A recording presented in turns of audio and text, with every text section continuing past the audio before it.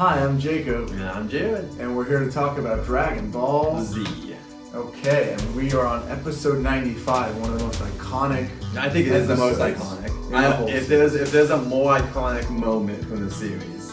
From 95 episodes ago when Goku found out he was a Saiyan to now becoming the actual embodiment of the Saiyan legend. Yeah, it's quite a journey. Episode 94 ended with the Spirit Bomb coming down from space. Like, this looked bigger than any attack ever. I mean, it's like a whole planet landing on Frieza.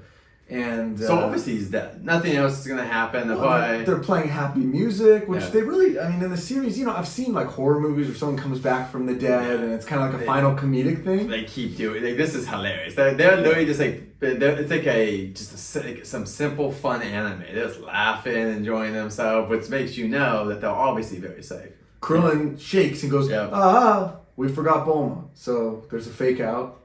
But then he sees something that actually scares him. Which is the return of the Frieza, who is none too happy.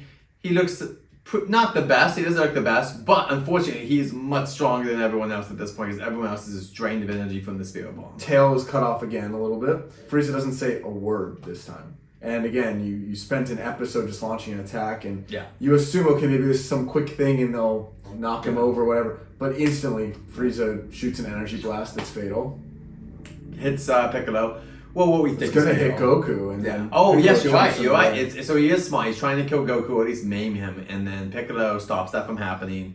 And you're like, wow, that must be the end of that, right? Like, hey, we're not. And then nope, he then attacks Krillin, which is like the scene everyone remembers.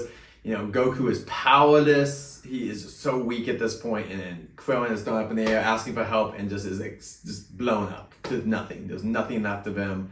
He's been wished back once, which means that Goku in his mind probably knows that like Krillin is dead. Like everyone else can be wished back, but Krillin is gone no matter what. And I think the pacing of this episode is what makes it so iconic. It's what makes it Dragon Ball Z. Is you spend episodes and episodes, Frieza keeps transforming, and then someone else shows up, and then Goku has a chance, and what, all this stuff. And then when you finally think it's over, and okay, Frieza's back. Maybe this is just a quick, cut off Vegeta's tail, and you win. Instantly, two of the three people who are alive are killed, and instantly Goku has his transformation all in one pretty short episode. You really get the final act of the story playing out. Now he's gonna presumably attack Gohan.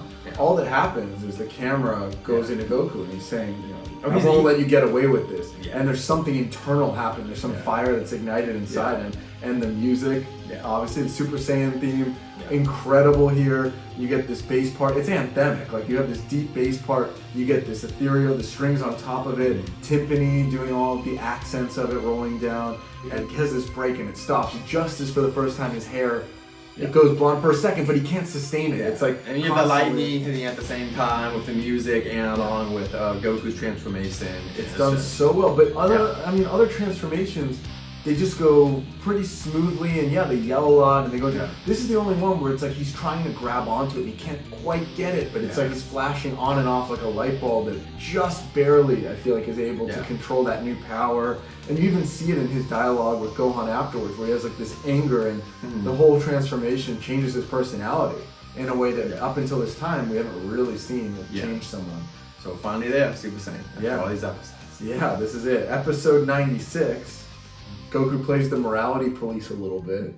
So he jumps up to Frieza and, squeezes his hand and is telling him, for all the people you killed and reminding him of all these deeds and trying to disarm him in a way. Yeah. And also Goku, I just put on this because it happens so rarely. Goku yells at Gohan to get out of there. Like, not in any way, he's just to get the hell out of here. Like, in just a mean way. Goku's normally not mean, but completely does that. And, we see instantly, it's like, wow, where's the Super Saiyan thing going to be? Instantly we see it. The finger blast has been killing so many people and it's super dangerous. And before he could kind of knock it, since now he can just dodge him. And Frieza's using multiple at the same time sometimes because he's so frustrated with the situation. And it's showing just the amount of power this new transformation is giving Goku, because now he's at the level of Frieza. Even beyond that, yeah, Goku's actually trying to humiliate Frieza now by takes one attack on the chin, not even dodging it, and you know, he's telling Frieza about how much stronger he is and what he, you know, he's going to pay the price for all this stuff.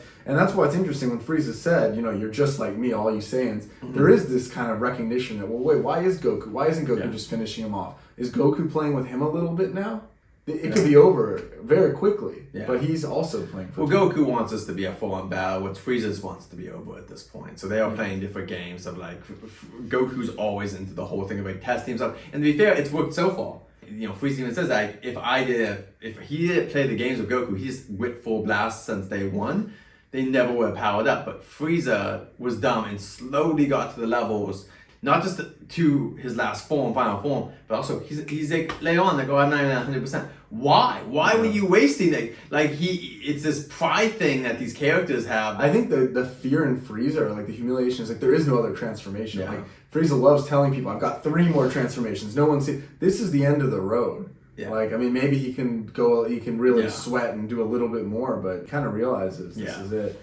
And then great Goku lines. I know people don't like this dub for that reason, because they made him into, but this is what I love about Dragon Ball Z. They fused it with like the Western superhero, like a Superman who's telling all of these kind of tropes of, you know, your evil deeds are a noose around your neck, and I'm the answer for all living things that crowd in peace. And I know that one's controversial, because in the manga, I think he says, I am a Saiyan, right? He's like, I am Super Saiyajin, Son Goku. And so there's some recognition. But I like the fact that he's taking on that stance of being more of a superhero. Whether or not the dub interprets it that way, the original manga does, this has shown at this point, Goku is the protector. He's been the protector since literally the first saga where he stops Pilaf from making a wish, right? Like, he has been protecting the Earth since he's a child. So, while yes, it's not officially like what the manga says, I think it's okay. Like, I feel like this is one of those things that I'm also, it's like fine that he's a little bit more like, I'm the protector of the universe, because he just used the spirit bomb, which was literally the universe fighting back against evil. So I totally feel like he's earned this in the dub, and I think that like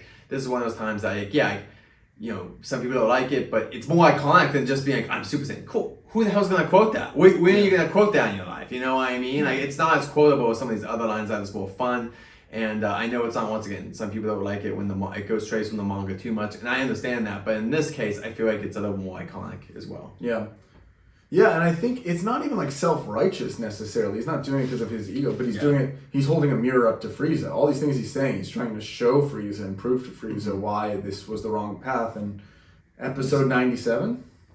So as Frieza Force Fitter, we go to this planet where they're like tracking it, and there's like one guy who's like, Frieza's gonna lose, let's lose. And then it's filled with holes, and then like his leader, I assume, because he has a cape, like it's Kui people, if you remember Kui from a few episodes ago. And then they're like looking at the power and like, wait a minute, there's 2 powers. And then like the machine blows up, which if you know computers, that just, first off, computer, it blows up like the whole second story of this building. It's insane. Like, it's just, it's filler. It's even weirder considering later on Super, they bring back the Frieza Force and none of these characters show up. So it's really weird that like they didn't use any of these character designs later on, really. Yeah. But Goku does a Super Saiyan Kamehameha to try to end and to try to end the battle. Yeah, and like the planets at this point tearing itself apart. There's more water now than like area to like stand on in their battlefield because of this. They're just like destroying the planet. The planet's not taking it well. And also, we didn't really talk about this, but a few episodes back, Goku does ask Frieza not like leave the planet out of this. At this point, Frieza has completely given that up. Yeah, and he has no honor about it. He says, you know, he's even revealing his plan that I can't beat you, so I'm gonna kill both of us. Oh wait, no, I can breathe in space. I'm just gonna kill you. Yeah. So, and I think Goku could never comprehend that because he would never do that himself. He would never destroy the, planet to win a battle. No, never, He would destroy an animal. Doesn't see it coming. And then one just super small note, Kami's alive and talks to King Kai, and they're like, okay, so Piccolo must be alive. And also Popo has been gathering the Dragon Balls, which is funny to me because it makes sense, but also like, I feel like this is what the B team, Yajirobe, Chi-Chi, they should be doing. Like if I was doing it, that's what they would have been doing. Instead of trying to go into space to free them, you could just show them really quick doing these like small adventures of getting the Dragon Balls. Just really quick. I'd rather have Filler like that than Filler where they're literally just talking to someone on a TV screen across the universe. But that's just me.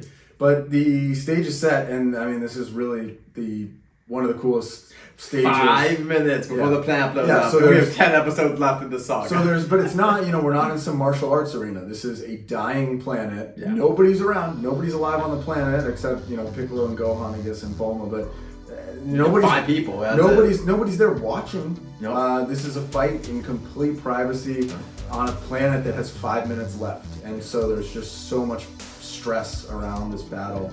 What is your favorite iconic moment from the show, though? How about you put it down below?